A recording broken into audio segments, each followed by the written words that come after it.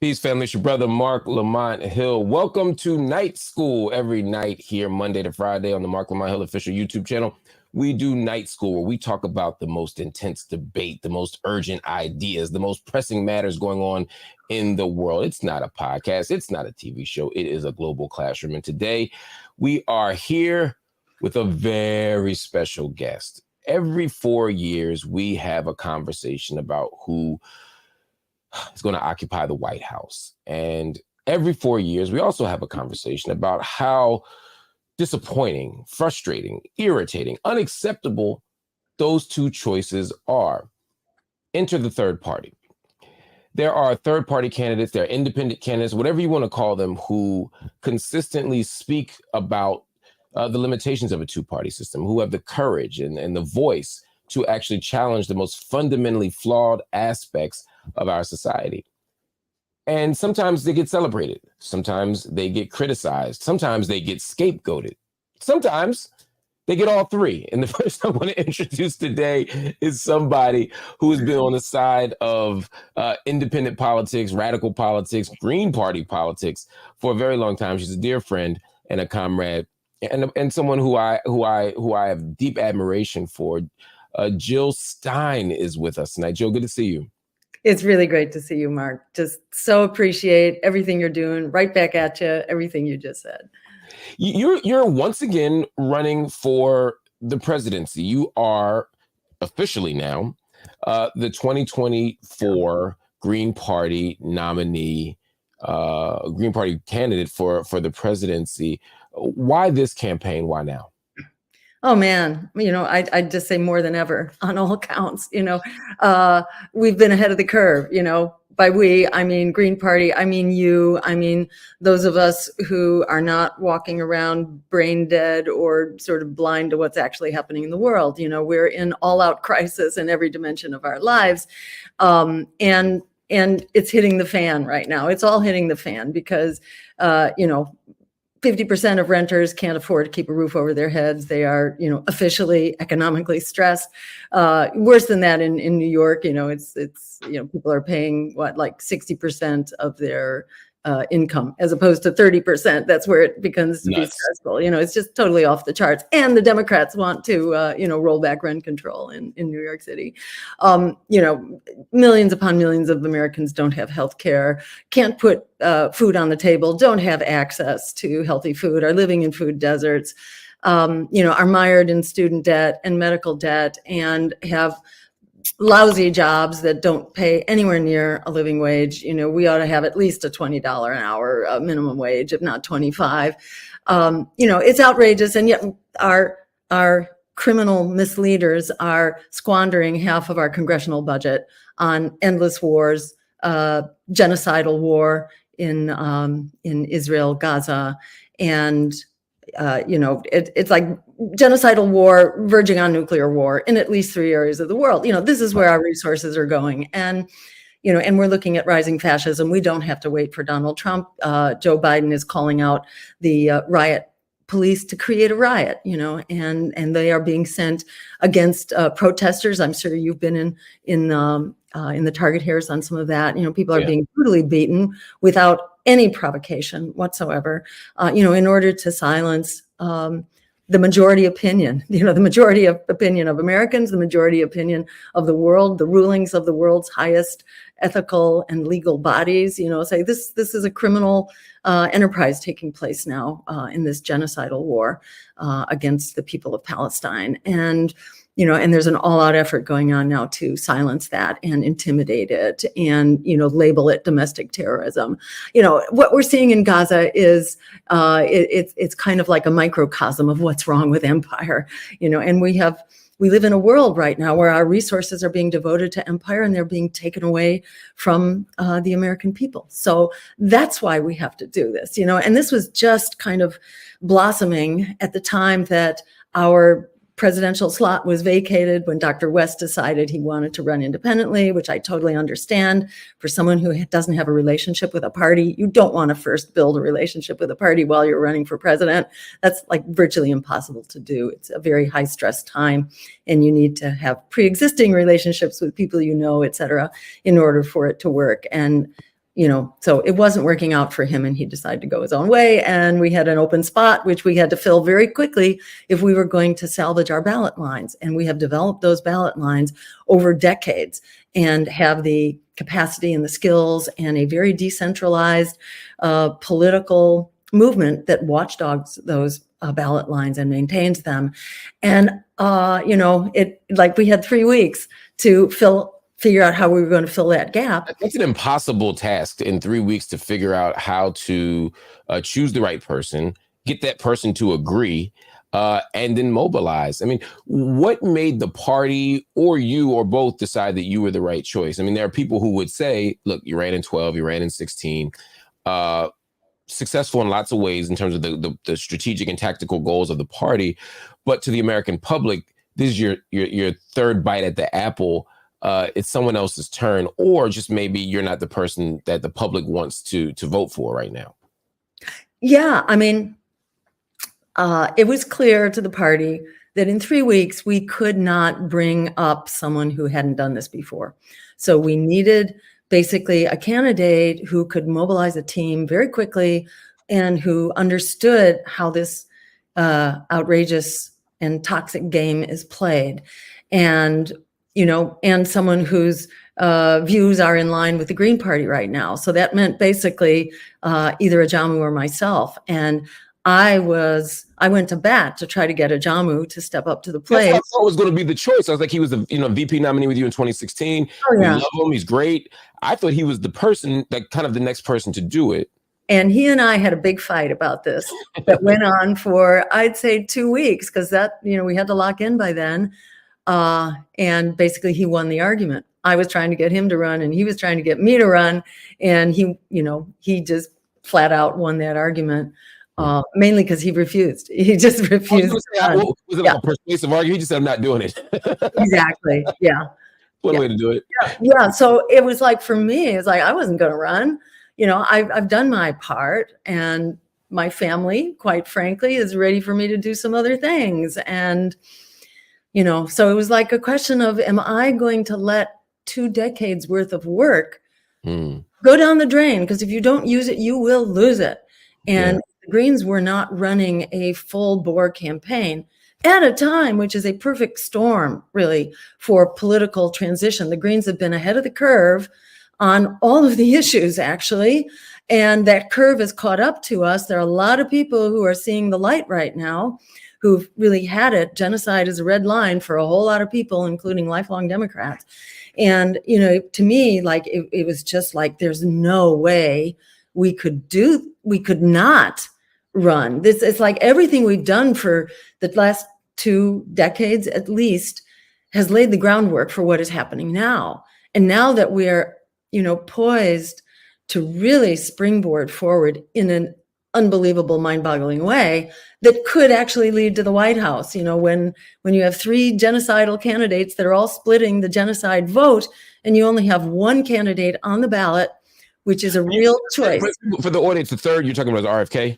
RFK, yeah, he's a total, pro-genocide candidate. Yeah. Maybe the most, the most viciously pro-genocide of them all. And so those 3 guys are going to be splitting the pro-genocide vote among them. And there will only be 1 pro-worker, climate emergency, anti-war, anti-genocide campaign on the ballot. And that's evident from a whole lot of, pieces of evidence, but witness that we already have 75, well, now it's probably more like 85% of the work done to be on the ballot across the country. So we still have some battles to fight, but we are on our way, and the only campaign that's actually on the way to being on the ballot across the country. So there will be 1 choice at the end of the day. There are 3 compelling voices right now with an anti-empire agenda, but only one of us actually is en route to full ballot access. And this week, we expect approvals on 3 more states, which will bring us to 24 states, but those include the biggest and most populous and most difficult states, that is Texas, California, and Florida. and Arizona, which isn't so States you actually need to become president. I mean, if you don't get Montana or Wyoming, obviously you want the Democratic voice to be heard. But Right. from a strategic and just electoral, as an electoral matter, you can still win without some of those states. One of the things that people ask me as a Green Party member all the time, whenever I tell somebody I'm a Green Party member, they say, "But can you win? Like, what's the point of doing this if you can't win?" I have my own stump speech. I have my own arguments. But as the leader of sorts of the Green Party, at least as the nominee, what's your answer to people that say, look, the highest you've ever polled is 4 or 5%. I think in June of 2016, when you get down to election time, Green Party, you guys get 1% of the vote, you get 2% of the vote. And those corporate candidates, no matter whether we like them or not, they ultimately are going to win anyway. What's the point of all this? Well, I mean, there are a gazillion points. And usually what I say is stop regurgitating the talking points of your political abuser. It is like being in an abusive relationship where people who are, who are still under the sway here of this political partner, are accepting the most ridiculous nonsense as like some God-given wisdom. And it's frankly, it's baloney. And it's like breaking up with an abusive relationship and making excuses for it and saying, oh, it'll get better next year, or, oh, I have to do it. Oh, I don't have any other choices. It's like, get a life, stand up and reclaim your life and your future. Reject this propaganda of powerlessness, because that's what it is. Frederick Douglass said, power concedes nothing without a demand. The demand has to be there or things aren't going to move. So just by making the demand, that is a victory. That is a precondition to actually changing altering our trajectory towards doomsday, which is where we're headed right now on every front. And I mean that especially in terms of people's everyday lives and whether you have a job and whether you can afford a roof over your head. So it's like, stand up and fight for ourselves. But, the companion to Frederick Douglass' quote is Alice Walker's quote, which is that the biggest way people give up power is by not knowing we have it to start with. We've got the power, and we have it more than ever right now. To look at 68% of Americans, according to Reuters, who want an immediate ceasefire and a diplomatic solution to the genocide. People don't need to be persuaded. People don't need to be persuaded that they deserve healthcare as a human right, under a very practical, pragmatic Medicare for all system, which would also help redistribute the cost onto the backs of those who are most able to pay it and actually be a cost reduction for people who are really overstressed, and in fact saves us $500 billion a year. We can end student debt, and make public higher education free. There are all these things that we can do. There is enormous support for it. You put that support together in a moment like now, which is really a perfect storm for political transformation. And we have the capacity not only to make an impact, not only to build, which is how most movements grow, and most political parties, they grow. So you got to start with 1% and 2% and then get to 6% and then get to 15% and on from there. But this isn't just an abstract idea. I mean, there's federal funding that's attached when we get a certain percentage of the vote. I mean, there's an actual legitimate argument for voting here. Oh, absolutely. If we get to 5%, we have basically millions of dollars. I think it's $20 million to kick off the next presidential campaign. So there are absolute concrete results, as well as, in my view, there is a real practical path forward, given that we have 3 genocide candidates at a time the American people abhors genocide. And if you have a 4-way race, and one of them is bringing together a whole lot of movements, including students and young people. And by the way, we are running now 22% in, I think it's Wisconsin, among people 30 and under. So word is getting out. Yes, word is getting out. And I think in Wisconsin, we're at actually 8% all total among all players. So where people hear about our campaign, we start coming up in the polls. And this is what they're most terrified of, they being the powers that be, the powers of war and Wall Street. They're trying to suppress us to keep us off the ballot, because then people find out. And that is their worst fear. That's why the Democrats are going to extraordinary lengths right now. They've been advertising, in fact, for infiltrators to basically report back on, and to develop strategies to stop third parties. They announced long ago that they had hired an army of lawyers to try to throw us off the ballot. This is what they typically do. And they exercise what I think should be called fraud in order to do that. And that is now proven in a court of law. They didn't call it fraud because, well, for all sorts of political reasons, it's not called fraud, but they call it dirty hands, that the Democrats operated with dirty hands in North Carolina, where they impersonated the Green Party and called people who had signed the petition for Matthew Hoh, a wonderful Senate candidate in North Carolina. They impersonated Greens and called the signers and said, hey, we're the Green Party. We want you to take your name off the petition. We decided we shouldn't run Matt Hoh. Well, they happened to call the co-chair of the party who recorded the conversation, and that was brought as evidence in court. This is what they do, and it's not, like some unusual exception. This is what they commonly do. And this is the kind of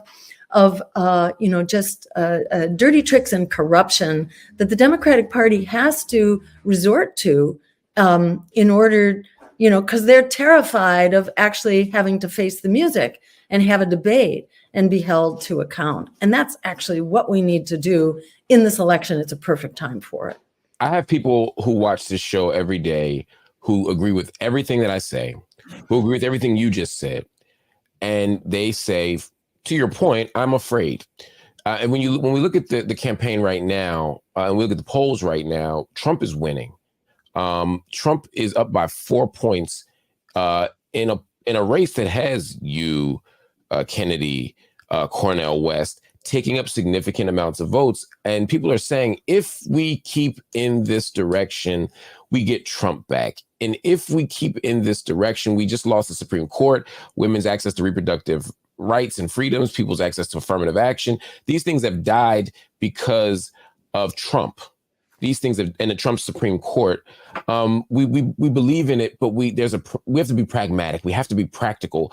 The moment is too urgent. I think it's a legitimate concern people have, and I honestly have never had the best answer for that. So I'm actually asking you also to instruct me on how we should be thinking about this, because it's a fair point. If Trump is never president, we probably still have access to abortion everywhere. If Trump is still president, we probably still have if he's never president, we still have affirmative action. How do we think about that? Yeah, so two things. One is that there is no greater engine of change than the courage of your convictions.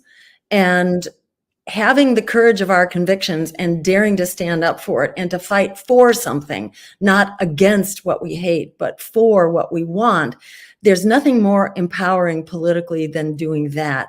Further, it's important to note, like, what did we achieve under Richard Nixon, who was like this very arch conservative president for the times, not so much compared to where we are now, which again, which is an indictment of lesser evil voting. That's where it will bring you. So you'll get both parties then that are advocating for the same conservative agenda. But under Richard Nixon, the worst demon of his times, what did we achieve? We pressured the Supreme Court, which was an extremely conservative Supreme Court, to passing Roe v. Wade. We achieved the Clean Air Act, the Clean Water Act, the Environmental Protection Agency. We brought the troops home from Vietnam because we were out there and unstoppable with the courage of our convictions. So I wouldn't let fear be your guide. The politics of fear has actually delivered everything that we were afraid of. All the reasons we were told that you couldn't vote for me in 2016, because you didn't want, the demonization of migrants. You didn't want the continuing collapse of our healthcare system. You didn't want lifelong student debt. You didn't want expanding wars. You didn't want the nuclear threat. That's what we've gotten. That's all of what we've gotten. And Joe Biden now has basically paralleled most of the Republicans' policies. He could have codified Roe when he had the numbers to do it in Congress, as Obama could have as well. And both of them said that was going, women's reproductive rights was their number one issue, and they would ensure that Roe got codified as the first thing when they got elected. And Obama had 2 houses of Congress for his first. Was that political cowardice, or was that short-sightedness? Was that just? I mean, I often thought with Obama in particular that he underestimated the nature of the threat. I think a lot of us on the so-called left didn't fully appreciate how organized the right was, how they were willing to play a long game to get Roe v. Wade overturned at a moment where we thought that was a dead matter, as it were. I mean, are we not appreciating just how dangerous the moment is from the right? Well, I guess, the question is, who is we? Because having grown up, in the Vietnam War, and having been a part of that whole movement and the women's movement and the environmental movement, as well as when these came around again, many of us, speaking for myself and those in the Green Party, we have not underestimated this threat whatsoever. This is empire. This is empire and oligarchy and fascism. They go hand in hand, and they have waxed and waned, but for the most part, they have just steadily increased. And I think anyone who really takes a really frank look at history and historic trends, it's very clear where we've been going for quite some time, that empire, empire doesn't back off. And the genocide that we're looking at in Gaza is really the ultimate expression of empire. And there's no pushing back on it without also pushing back against empire, which, by the way, is costing the average American household $12,000 this year alone to sponsor the endless war machine. And its cost, it now usurps half of the congressional budget. It's been $50,000 since the first post 9/11 wars. So this system is devastating to us. And, Joe Biden has been wedded to all of this for his whole career. So it's not like this is new. This is exactly where the Democrats are going for a long time. And it's not a coincidence that the Democratic Party and the Republicans, for that matter, have delivered two zombie candidates. They do not have living, breathing parties. They are not in touch. They're really imposter parties. They're storefront parties sponsored by corporate America. These are not real political parties. You have to go to the grassroots to actually get to real political parties. So this is just a pack of nonsense that's being perpetrated in order to maintain really the economic elites. Is the bottom line. We have a political elite that is wedded to the economic elite, and they are doubling down. And it is really critical for us to fight back while we still can. I want to ask you about another matter in terms of the point. It connects to the point you just made, which is that there are these economic arrangements, there are these relationships of power, there are these extraordinarily predictable trends that we should be looking at, but it seems that the general public's focus is often elsewhere. And that's not because the public isn't smart, it's because the public is being distracted. Corporate media is redirecting us. And suppressing our voices, suppressing. Absolutely. I'm going to go both of those places. But I was thinking, just yesterday, Donald Trump was convicted on 34 counts.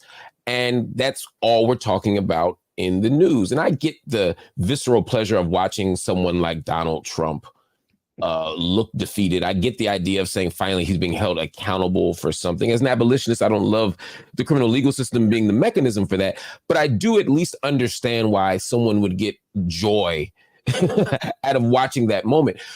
But what's at stake when we focus on that moment, and also that process at the expense potentially of these other things that you're talking about? Oh, yeah. I mean, and besides, it's the media that is really riveted on this, and maybe for the moment, the public to some extent.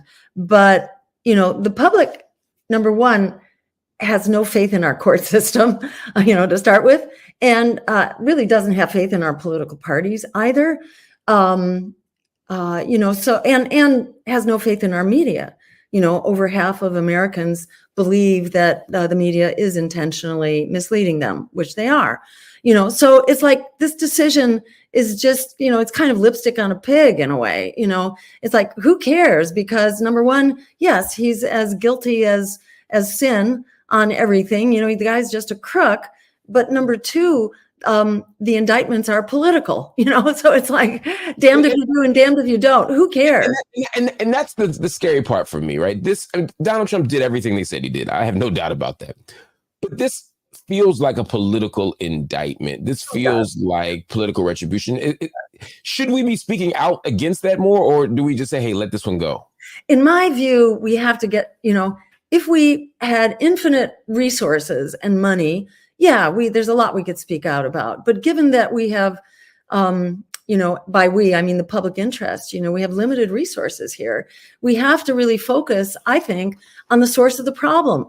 Why are people supporting Donald Trump? Where did that come from? That came from the fact that people were voting against Hillary Clinton, and even in this election, people are not so much for either of these crooks. They are against the other guy, and that's how our politics works. It's just such a corrupt, soulless, heartless, brain dead political system. It's kind of beyond the pale, and I think we do really well to speak to what it is that people need. What is it that generates fascism? It's incredible economic despair, basically. It's extensive economic and social despair that's really prolonged, and then people kind of go ballistic politically, and they become subject to demagoguery and stuff like that.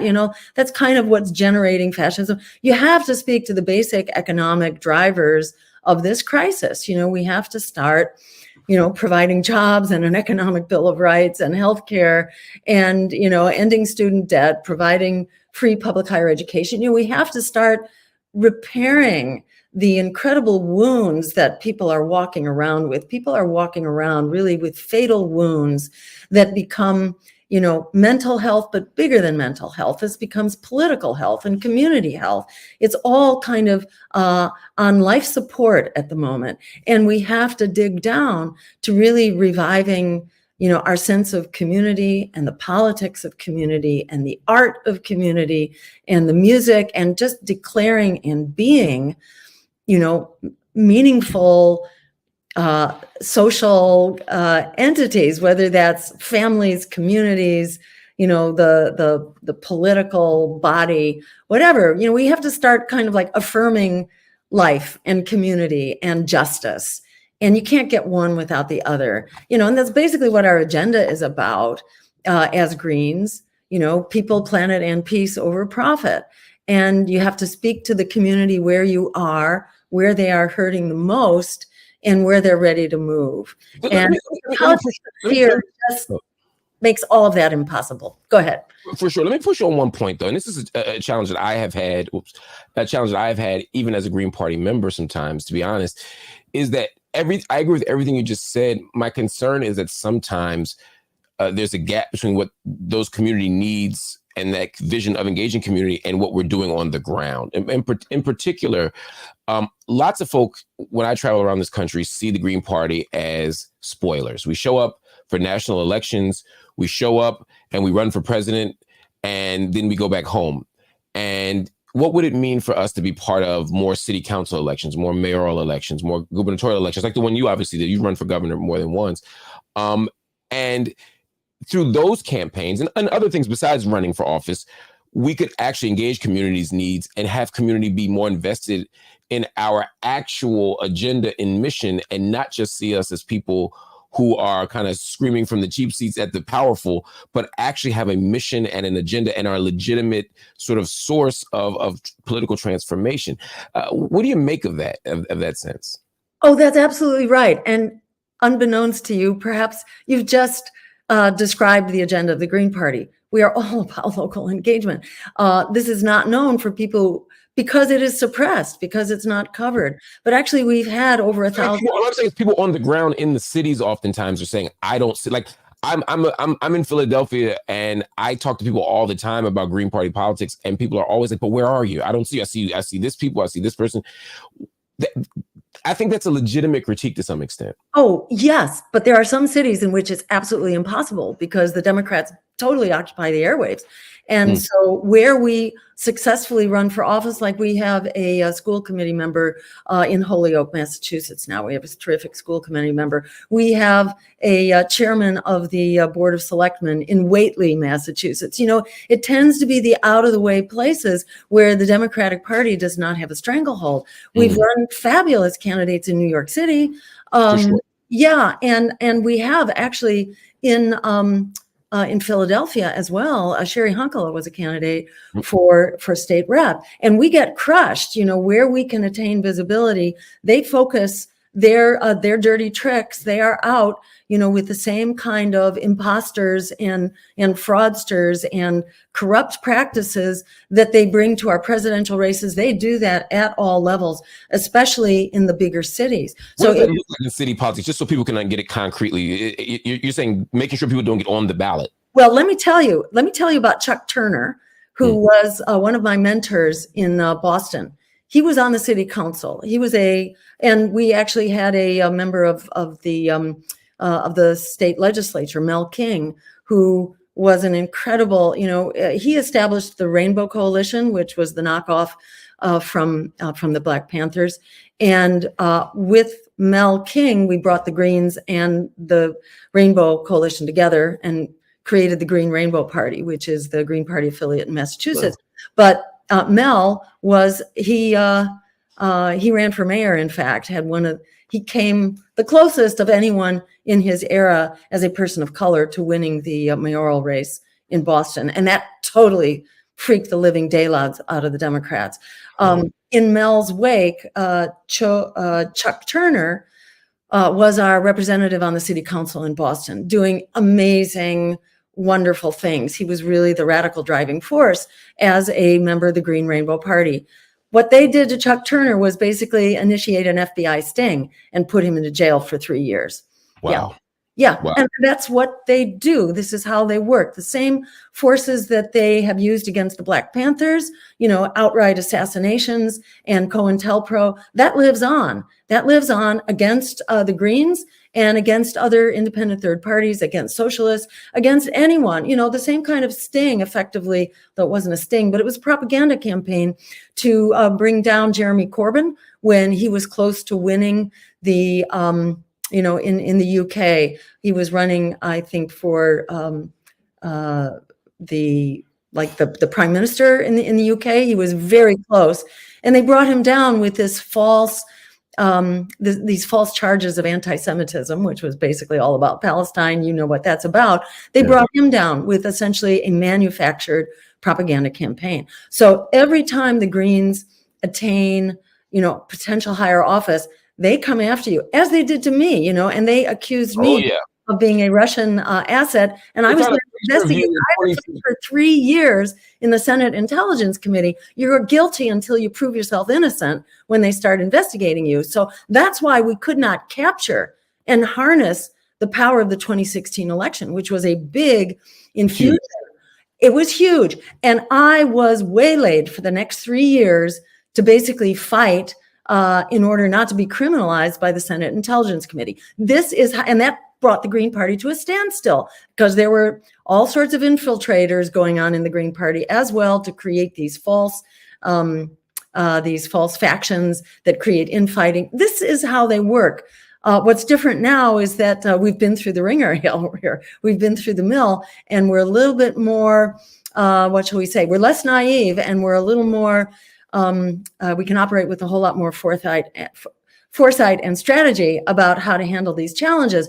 But suffice it to say, it is a badge of honor. On social media, I am shadow banned and I am classified. This was revealed by Matt Taibbi in his Twitter files analysis.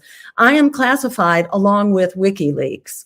We are that much feared. I'm classified along with WikiLeaks as, quote, is Russian. So we are really shadow banned, and I really encourage people to check our social media regularly so that you can help amplify it, because that's that's so important. And I say this here just with my show, is that independent media, corporate media has its sights on independent media because we're winning, because we have a radical message, because people are listening to it. They're going to silence us. Yeah. And it's very important to apply that knowledge retrospectively too, because a lot of people think, oh, the Green Party, you're so weak. No, we are not weak. We are the only survivor, actually, compared to all other non-corporate independent left parties. We are the only ones in recent history that has managed to survive for more than 10 years. So we are, we are the giant. We are the moral giant here, and completely disregard these these false accusations that the Green Party is weak. It's like, democracy is the worst form of government, except for all the others that have ever been tried. Well, the same thing for the Greens. We are the weakest, opposition party, except for all the others that have ever been tried, which are non-corporate parties. So, go for it. Disregard this propaganda. We are out in force at the community level, and they fight us there too. All of the living Kennedys came out in my governor's race in 2002 to say that a vote for Jill Stein is a vote for Mitt Romney. They had the Clintons and the Kennedys out in force to stop a Green Party, because we had gotten into one online debate. It was hosted, I think, by New England Cable News, and it was televised. Unbeknownst to us, there was an instant online viewer poll, and I thought I had completely lost the debate, because inside the debate, which took place in a studio, there was no live audience. What I had to say was completely ignored. Nobody even bothered to rebut it, like single-payer health care, which is what it was called at the time, Medicare for all, downsizing the military, green jobs, the usual stuff, the right to public higher education. It was all like, it went over like a lead balloon in the debate. But when we walked out of the debate, I was mobbed by the press for the first time and the last time. The press, who told me that I had won the debate on the instant online viewer poll. Who knew? The public is ready to mobilize. The public is ready to go, and they have been for a long time. That transformed my understanding of politics in that moment when the press told me that I had won the debate on the instant online viewer poll. I realized, oh my God, we don't have to change people's minds. We just have to inform them that they have a vehicle for attaining their future. And, in the same way that I think in Wisconsin, where we are 8% among the general population, but we're 22% among people under 30. That's which way the wind is blowing. This is young people who are networked, who use social media, who are doing an end run and fill in the gaps here, because the corporate media wants people to be ignorant. Our campaign is probably the least known of all the campaigns now. So people don't know who I am, who our campaign is. And that's the way they want to keep it. So people are with us. We do have we have the force of justice and human values behind our campaign, and of peace, and also, of the climate fight. All of that we have in our campaign. We could win this if democracy prevailed. Now, that's a tall order, but it's not impossible if we get out and we spread the word and we aim for the heights here that we could achieve. That's right. It's in the hands of the people. And the thing that I always try to underscore is that the Green Party agenda of 2024, while it has grown and developed and matured like all political movements have, these ideals were central to the Green Party 2 decades ago. The idea is that even to the extent that the Democratic Party is pretending to have a progressive agenda, they're just copying our notes, from decades ago. I mean, and so if we had the foresight then to foresee what's happening now, imagine what we could do if we actually invest in these visions, invest in this political analysis now for the next 20 years, what we could be. And I think that's important. I think that's why I got, and before you go, I have to ask you this. I was still very confused about the Cornel West thing. You started by talking about sort of why it would make sense for him to kind of join forces with us, And I had extended to him, would you please consider, running together then? Would you consider running as a ticket? Because we have to use the Green Party's ballot lines. Otherwise, you're dead in the water. Yeah, just I want to establish the context for the audience who doesn't necessarily understand the ballot line piece of this. Cornel West at some point said, I'm running for president. And, surprised all of us. I didn't know he was running. I'm not, a lot of us didn't know, even people who were close to him. A lot of excitement around the campaign. And then it was, well, what's the party? And it went from the People's Party, right? Right. And then it was like, okay, well, that's kind of a funky space to operate in for lots of reasons. And it's like, oh, wait, the Green Party is here. And my first thought was, this is great. I'm not sure, but I'm not sure how we're saying he's a Green Party nominee, or, which is what the media was saying. I was like, I haven't got any announcements. We have a process. This is an actual party, but I very much wanted Cornel West to be the nominee for the Green Party. I think he has the right vision. He has the right voice. He has the right access, the right platform. He's compelling. He has all the things, right? If you're going to run a third party candidate at this juncture in history, it makes a lot of sense. And then somewhere between that moment and the moment where you were his campaign manager, it was announced that you'd be his campaign manager until we found a permanent one, things fell apart. And I don't quite understand how and why they fell apart.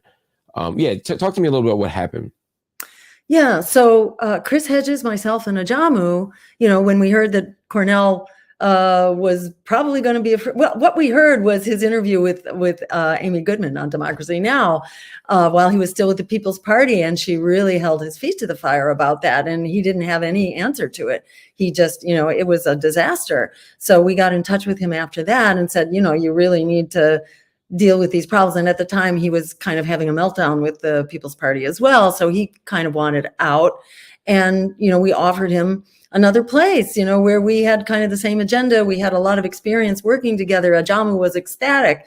And so he said, sure. And I stepped in because we needed a team immediately to deal with his administrative stuff and the FEC filings and things like that. And we worked ourselves to the bone for months. We were on a 100-hour week, as volunteers to help get the campaign up and running, to get its fundraising going, and to do the things. It's not intuitive. Running for office is not intuitive.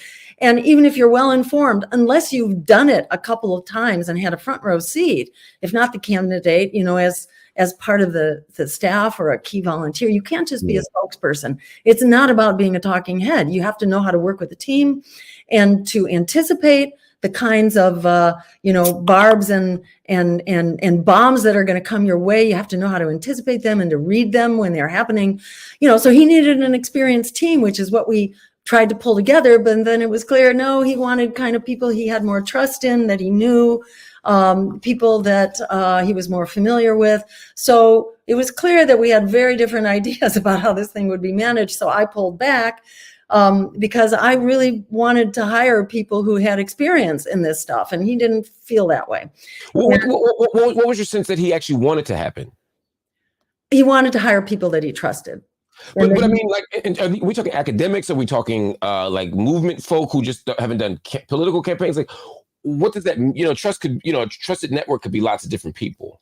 Right. It could be. And I can't say what determined it for him, but it definitely was not the body of people that I could bring to bear, and I tried to help find people who would meet his needs. But, I got sort of written off the process at that point, because we had a conflict about some of his hiring, and I thought, no, this isn't going to work. You need to have people who have experience in this area. And so, he felt, I think, a little betrayed that I wasn't just sort of supporting the candidate in everything. That's not my idea of a campaign manager. We're not there to just support the candidate. We're there to guide the process and have a winning campaign and make good use of everybody's time and energy and money and all that. And so it was clear that my ideas, what I've learned in 20 years of running campaigns and being a part of campaigns, that was not considered valuable experience. And that was not going to be the guideline here. So I moved out and said, okay, take it away, your powerful voice, go for it, do what you're comfortable with. And then next thing was I heard that he had decided to run solo. And, I think the only rumblings that I had heard was that he wasn't happy about the number of debates that were going to be required. Well, when you run with a decentralized political nomination, again, that's why I brought up that point earlier. Exactly. Nomination, because he wasn't the nominee. I think it's important to just emphasize that. Although, from my understanding, there was a lot of support for Cornel West inside. Huge amount. Yes, he would have had it hands down. Yeah, there was no real contestation. And I never had a chance to try to even explain to him how easy it would be to meet those needs, and that the nomination was basically in his hands, and that as the candidate he could say how many debates he was willing to participate in. You have that much sway when you are a candidate of his stature inside the Green Party. He could have totally written the book. And I did have a chance to say that to him and his team a couple of times. But, by that time I was sort of odd man out. And then suddenly I learned that he was going to go independent. And in fact, I was being asked, would I join the independent crew? And I said, there's no way you are going to be able to make up the ballot lines that you're walking away from right now. You will have to have a stable full of billionaire donors here for you. You're going to have the stable of RFK in order to buy your way on the ballot. That's how you can buy your way on the ballot. Otherwise, you need a team and people who've done this before and who have these ballot lines. You cannot raise enough money to buy California or Texas or Florida. There's just no way you can do it. And so that's where we kind of parted ways. And we only heard with 1 day's notice that he had already made up his mind that he was going to go independent. And so that's why I jumped in and that's why I declined to go with him and support him. And I think he felt really betrayed by that I had encouraged him to run as a Green, and then that I stepped into the gap that he left. Because for me, it's not about the candidate. It's really about building really, solid power and an infrastructure that can continue to grow. Otherwise, you're wasting your time. And, it's a learning experience, but that's not what we need right now. We've had a lot of learning experiences. And to jump in to run for presidency without having people who've done it before and who know the kinds of hoops that you have to jump through and how to do that and have that cumulative benefit of having run for decades. So you got about ballot lines. I couldn't walk away from those ballot lines. And we had, it's like my life's work has gone into building that power, even though we're not getting large percents at this point. That's largely because we are suppressed because of the dirty tricks and the COINTELPROs that are used against us. But we have the capacity to do that. We are in touch with the American people, which is why we have built every plank of the progressive platform has really come out of the Green Party, if not the Socialist Party decades earlier. But this is the role, that third parties have been reduced to, which is forcing the hand of the, of the political elites, forcing their hand to at least give lip service to the agenda. But every plank in that agenda came from our campaign, starting with Ralph Nader in the year 2000, and then from our campaign in 2012, where we put, free public higher education, reparations, bailing out students, as well as, downsizing the military, all that. That was what our agenda was about. And the Democrats give lip service to much of it, not to all of it. They don't give lip service to downsizing the military. They want to upsize the military. Yeah. So just one more question on this. It seemed like the aftermath of it, because what you just described seems like an unfortunate, incompatibility that I think, we all will be harmed by just a little bit, because I'd love to see everybody on the same team. I'd love to see a unified movement. I love what Claudia de la Cruz is talking about. I obviously love what you're talking about. I love what Cornell is talking about. I just wish that we could have a unified movement where we're all on the same page and all, targeting a single candidate as the person. But Cornell sort of walked away, at least when in subsequent interviews, it seemed as if he had not just an issue, or he didn't express an issue with what you described. He seemed to be saying that the Green Party wasn't really positioned to deal with issues of empire and white supremacy in ways that he thought were principled. I mean, he said he lost respect for you, and it seemed, and I generally agree with Cornell on lots of things. I've never had any interaction with you or any interaction by proxy or any kind of meeting or any kind of situation where I felt that you weren't serious about empire or white supremacy, or and that you weren't principled and the consummate comrade. I'm not saying Cornell's wrong. I'm just saying I didn't have an experience that he had. And I didn't really get a lot of detail as to what he was concerned about. He sort of said, I have an issue with this, and I'm going to leave it there. Do you have a sense, even if you don't share it publicly, do you have a sense from behind the scenes? Do you have an opportunity now to have a private conversation? Do you have any information to give you a sense of what his actual gripe was with you from his perspective?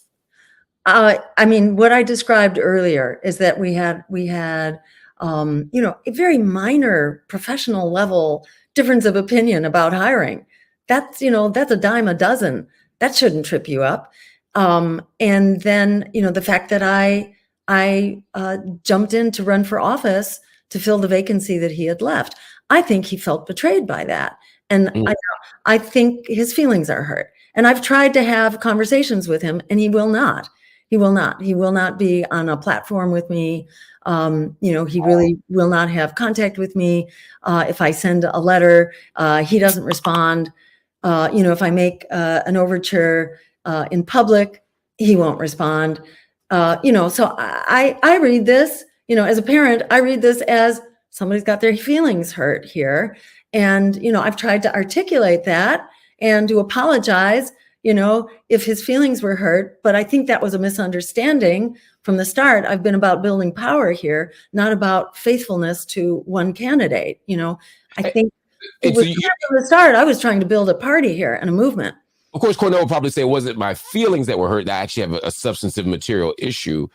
I don't know. Again, I don't know what it is, but and that's why I wonder. It sounds like you haven't gotten any more insight. Even you having to say, I think his feelings were hurt, suggests to me that you, Ajamu, and anyone else inside the campaign haven't gotten any concrete answers about this. No, and I hear the same thing that you do, and it's kind of a shifting terrain. So a lot of time it's that, well, I've just lost respect for Jill Stein. And then sometimes it's that the Green Party asked too much of me, though he can't say what. And then it's also that the Green Party is not sufficiently Black, that we're not supporting the Black agenda or the Black community. Ajamu disputes that. I'd urge people to listen to the event that we did just a couple days ago this week with Green Party candidates. And the majority of them were Black and are incredibly powerful, articulate, experienced activists who are within the Green Party. So I think Cornell may not have gotten close enough to the party to understand that, yes, we are absolutely all about Black power and, a Black agenda and supporting the Black agenda and being together with the Black community. Again, that part of the Green Party is very much suppressed, but it is there if you have more than a superficial engagement with the party. So I think that's not valid. That's not a valid critique either. I hope at some point, maybe I can facilitate this behind the scenes. This doesn't have to happen on camera, that we can have a real substantive conversation that gets us somewhere toward healing and restoration, because the goal here ultimately is liberation, and we can't have all of our disputes turn into such deep divides that we lose sight of the actual mission. And that's not a criticism of you or Cornell. I don't know enough about what's in everybody's head and heart to know who's right and who's wrong, but I do know that this can't be how it ends up. Before you go, just one last question. What can people do to learn more about the Green Party and or support the Green Party? So what you could do right now, now that I am the official presumptive nominee, having won the majority now of our delegates to our nominating convention, the biggest thing you can do is help the Green Party seize this moment by ensuring that we get on the ballot in the remaining difficult states. So that's Illinois and Indiana in particular. And then there are a few others in Massachusetts. We only just reached the starting date. So we have ballot drives that are going on actually in something like 20 states right now, 24 states. Yeah, we've got a lot. So if you go to our website, jillstein2024.com, if you can be a part of that, that would be great. If you are, in driving distance, most states allow you to help with the petitioning, and it's fun. It's very energizing. It's very community building. It's an essential function of democracy. It's really great. If you can't volunteer and you can contribute, that is awesome. If you can make a contribution again at the same place, and just generally helping to get the word out, amplifying our social media, especially, is really important. If you're not receiving our social media, and there are lots of people who don't because we are shadow banned, just go check us out, at Dr. Jill Stein, Dr. Jill Stein, no period after the doctor, at Dr. Jill Stein, and amplify our social media. That kind of stuff really helps. And just spreading the word, because most people really want a choice that will be on the ballot. And we are very open to and have sought, solidarity with the other candidates as well. And as they are not going to be on the ballot in most states and for most voters, it really makes sense for us to be acting in solidarity wherever possible, and to just help spread the word that we do have a campaign that really can contest for power with empire, and to just help get the word out, because the mainstream media is doing everything that they can for people to remain uninformed and unempowered. But we could stand up, with the courage of our convictions in this election and completely change the political landscape from now on going forward. That power is in our hands right now. So just helping to stand up and use it would be awesome. Join us at jillstein2024.com in whatever way you can. Jill, thank you so much for joining us, and best of luck on this campaign. I'm standing with you. I'm fighting with you. I feel it. Thank you so much, Mark. We'll be in touch. All right.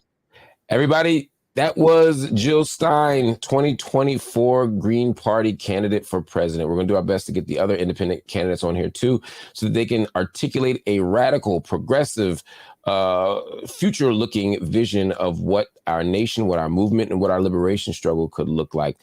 Make sure you check her out. And also, everybody, make sure you continue to watch Night School every single night here, Monday to Friday, on the Marc Lamont Hill official YouTube channel. Hit the like button, because when you hit the like button, you let the YouTube algorithms know that independent media matters to you. Same thing for subscribing. When you subscribe, you not only give us a fight against corporate media, but you also expand our network and give yourself access to all the content that we put out here on the page. And if you're so inclined, make sure you hit the join button as well. You can become a member, a monthly supporter of the channel, simply by hitting the join button. And for as low as $3.99 a month, you can help us build studio space, amplify our outreach. We have a podcast with political prisoner Mumia Abu-Jamal that we do every week called The Classroom and the Cell. We have the Coffee and Books podcast. We have all sorts of content, whether it's interviews, whether it's news reports. All of it is right here on the channel. We do it for you, but we do it on our own. There's no corporate backer. There's no billionaire check. There's no mainstream media outlets providing us with support. So the only way we do it is with the power of the people. And if you can't do it yourself on a monthly basis, feel free to make a one-time donation here at Cash App, PayPal, Venmo, or Zelle. Anything you can give is greatly appreciated. We appreciate you, and we'll see you next week on Monday right here on Night School. Thank you.